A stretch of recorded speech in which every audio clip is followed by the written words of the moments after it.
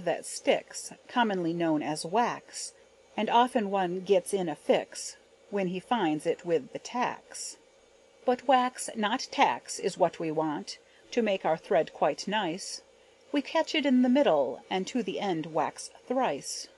Each time waxing briskly, not stopping on the way, for if we do, we'll miss it, and perhaps we'll have to say.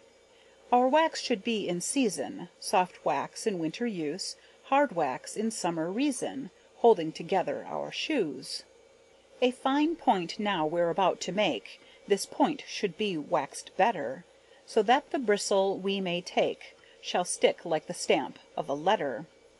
We'll stop here about the thread, to take a little whistle, until we find a pair to suit, then begin to bristle.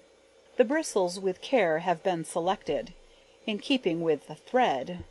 In this case we feel protected, because the hog is dead. From Russia, we are told, the best bristles come, but cannot tell you why the hairs upon our hogs at home are not so good to buy. The union of thread and bristles now will keep us to our text, for from this you'll no doubt see what is coming next. The bristle is split a little o'er half-way, in the left hand has its place, between the finger and thumb to play an important part in the race. One half o'er the forefinger you see, held in place by the next. The thread and bristle both agree to be thus placed is best. Do not split, but roll it on, some have said and done, by waxing the bristle where the other is split, and continued from sun to sun. Now either way to start will do, as much depends on twisting. The hairy part is left for you to make sort of wisting. Back to the scene from whence we came, with this end in place to hasten. Make a hole quite through the thread, and point pass through and fasten. So much about the bristle said, no doubt you'll think it strange, that needles are not used instead. Some have tried the change. They may be used with good effect in sewing through and through, but when we used a crooked awl, the bristle stands by true. One more remark about the end we thus have kept in view, to find the middle is the thing now left for us to do. Not very hard, but easy quite, in the left hand even joints, the right hand holding the other end, this fills up all the points. Another change in things takes place, this time the clamps appear. Between the knees they run their race, and hold the upper deer.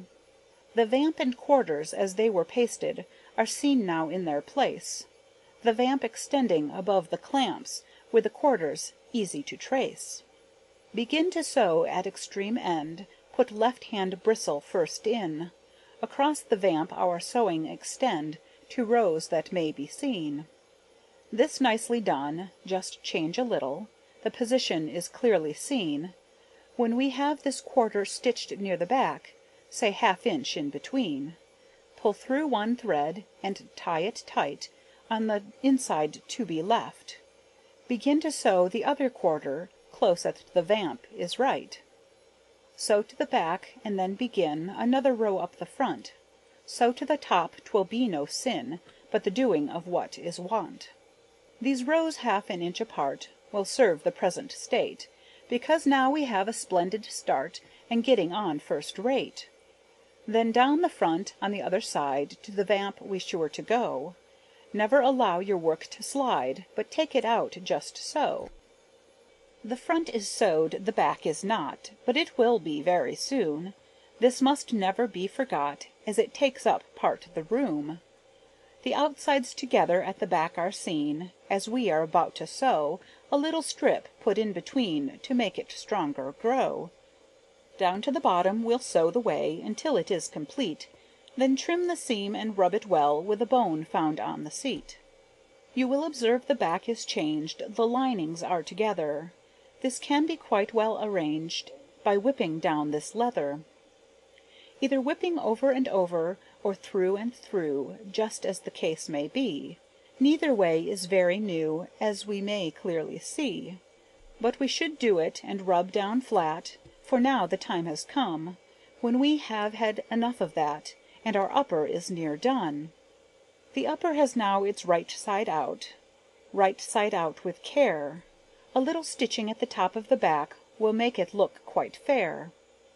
We stopped stitching, you remember well, before we reached the back, when on the quarters we did dwell, and left a vacant back. This track now is filled up well, yet we do hold it fast, knowing that a time will come to put it on the last. Before that time is reached, however, the eyelets bear in mind, should each be put in proper place, so that the holes we find will let the strings pass easily through, when punched and set in straight. We have now the upper for our shoe. Do try and make the mate. This upper completed by the past has made it much a treasure, for we must also have a last, and fit it up to measure.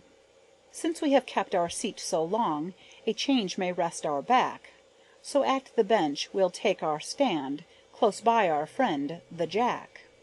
The Bailey jack is the name of this, one screwed down upon the post. For general use it will not miss, but serve our end the most. Lasts are made of many woods, of ash, of oak, and maple. Well seasoned is this stock of goods, some kinds are very staple. Some are made with iron plates, to clinch the screw or nail, but when we would a peg shoe make, to use these plates would fail. Made also for men and boys, women and girls, for each has on this art a special claim, their feet to train and teach. To dwell here longer would not do, the last we wants in the hand. We'll measure the same as we did the foot, and thus our trade command.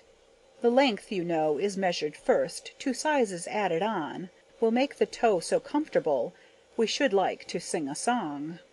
The heel we reach in perfect order, and leave the measure neat.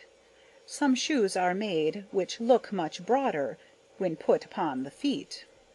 The instep now we see again, and measure as before, 1/2 inch off will answer us, no less and not much more. For if we do, we are apt to find the place where shoes do pinch.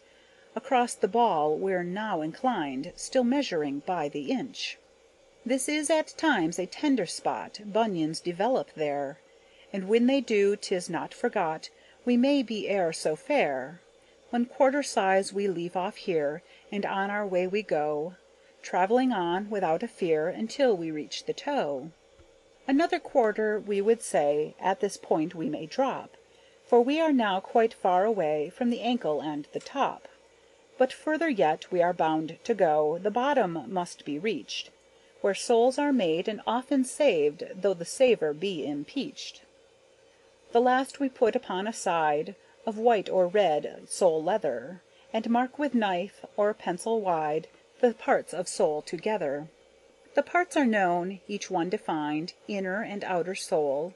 A middle one, when we are kind, lifts and shank piece make the whole. The inner sole on the last is put, the pegs just where you see. Keep the sole where it belongs, in order to agree. The edge is beveled with heel to heel, the mark across the breast shows us when and where we may take a little rest. The upper straight upon the last, with the seams appearing right, the stiffening smooth just at the back will draw upon our sight. This should be done when we begin to draw the upper over, so that the last in all its parts shall have a proper cover. Draw steady until we have it close at the heel and at the toe. If these parts should be too loose, it would nearly spoil the shoe. Draw steady, or you'll make a crack, which will there remain, perhaps may cause us to go back, and do it over again.